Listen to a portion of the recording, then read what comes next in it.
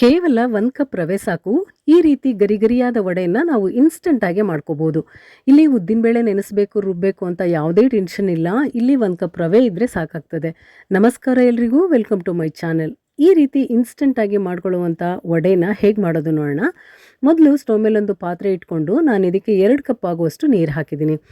ನಾನಿಲ್ಲಿ ಅಳತೆಗೊಂದು ಈ ರೀತಿ ಕಪ್ ಇಟ್ಕೊಂಡಿದ್ದೀನಿ. ಇದರಲ್ಲೇ ಅಳತೆ ಮಾಡಿ ಹಾಕ್ಕೋಬೇಕು. ಈಗ 2 ಕಪ್ ನೀರು ಹಾಕ್ಕೊಂಡಿದ್ದೀನಲ್ಲ, ಇದಕ್ಕೆ 1 ಸ್ಪೂನ್ ಆಗುವಷ್ಟು ತುಪ್ಪ ಹಾಕೋಬೇಕಿಲ್ಲಿ. ತುಪ್ಪದ ಬದಲಾಗಿ ಎಣ್ಣೆ ಕೂಡ ಹಾಕೋಬಹುದು, ಆದರೆ ತುಪ್ಪ ಹಾಕಿದರೆ ರುಚಿ ಚೆನ್ನಾಗಿರುತ್ತೆ ವಡೆದು.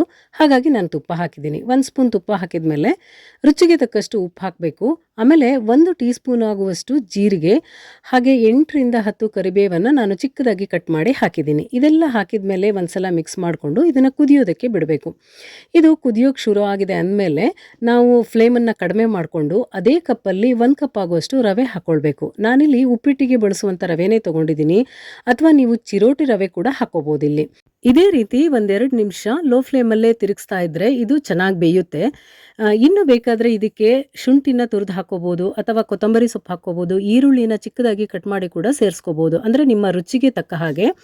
ನಾನಿಲ್ಲಿ ಬಹಳ ಸರಳವಾಗಿ ಮಾಡ್ತಾ ಇರೋದ್ರಿಂದ ಅದನ್ನೇನು ಹಾಕಲಿಲ್ಲ, ಎಲ್ಲ ಸ್ಕಿಪ್ ಮಾಡಿದ್ದೀನಿ. ಇಲ್ಲಿ ನಾನು ಜೀರಿಗೆ ಮತ್ತು ಕರಿಬೇವನ್ನು ಮಾತ್ರ ಹಾಕಿದ್ದೀನಿ. ಈಗ 1-2 ನಿಮಿಷ ಆಗಿದೆ ನೋಡಿ, ಚೆನ್ನಾಗಿ ಬೆಂದಿದೆ. ನಾನು ಫ್ಲೇಮ್ ಆಫ್ ಮಾಡಿ ಒಂದು ಮುಚ್ಚಳ ಮುಚ್ಚಿ ಇದನ್ನು ಒಂದೇ 1 ನಿಮಿಷ ಬಿಡ್ತೀನಿ. ಯಾಕೆಂದರೆ ಅದೇ ಬಿಸಿನಲ್ಲಿ ಇದು ಇನ್ನೂ ಬೇಯುತ್ತೆ. ಹಾಗಾಗಿ ಇವಾಗ ಇದು ಆಗಿದೆ, ಕೆಳಗಿಳಿಸ್ಕೊಂಡಿದ್ದೀನಿ ನಾನು.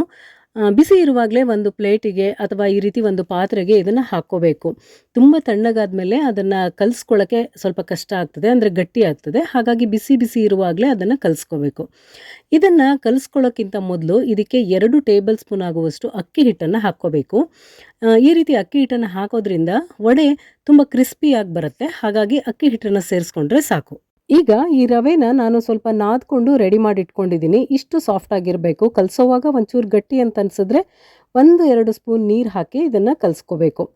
ಈ ಮೀಡಿಯಮ್ ಸೈಜಲ್ಲಿ ವಡೆ ಮಾಡ್ಕೋಬೇಕು. ನಾನಿಲ್ಲಿ ಈ ರೀತಿ ಮಾಡ್ಕೊಂಡಿದ್ದೀನಿ ನೋಡಿ, ವಡೆ ಶೇಪಲ್ಲಿ ಮಾಡ್ಕೊಂಡಿದ್ದೀನಿ. ಹೀಗೆ ಎಲ್ಲ ವಡೆಗಳನ್ನು ಒಂದೇ ಸೈಜಲ್ಲಿ ಮಾಡ್ಕೊಳ್ಳೋದ್ರಿಂದ ಒಟ್ಟಿಗೆ ಒಂದೇ ಥರ ಬೇಯ್ತದೆ. ಇಲ್ಲ ಅಂತ ಹೇಳಿದ್ರೆ ಎಣ್ಣೆಲಿ ಕರಿಯೋವಾಗ ಒಂದು ಬೇಗ ಬೇಯೋದು, ಇನ್ನೊಂದು ಒಳಗಡೆ ಬೇಯೋದಿಲ್ಲ, ಹಾಗಾಗ್ತದೆ.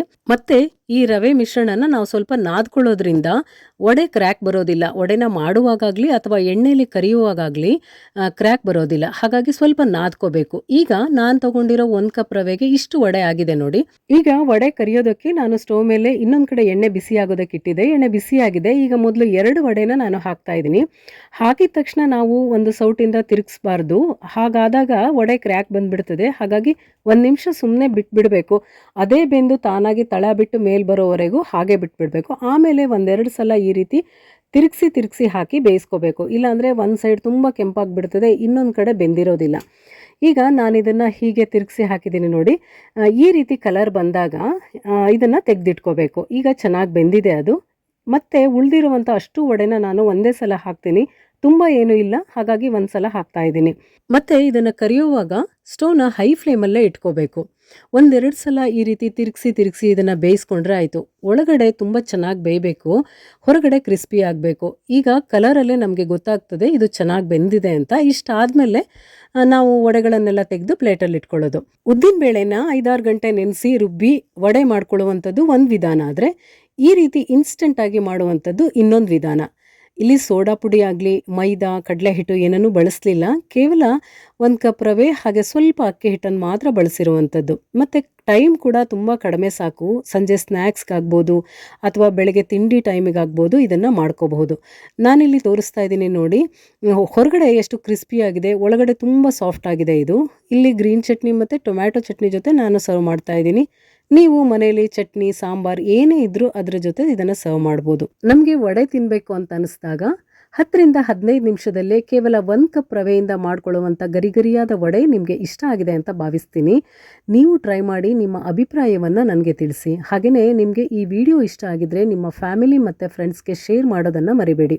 ನೀವಿನ್ನೂ ನಮ್ಮ ಚಾನೆಲ್ನ ಸಬ್ಸ್ಕ್ರೈಬ್ ಮಾಡ್ಕೊಂಡಿಲ್ಲ ಅಂದರೆ ಈಗಲೇ ಸಬ್ಸ್ಕ್ರೈಬ್ ಮಾಡ್ಕೊಳ್ಳಿ.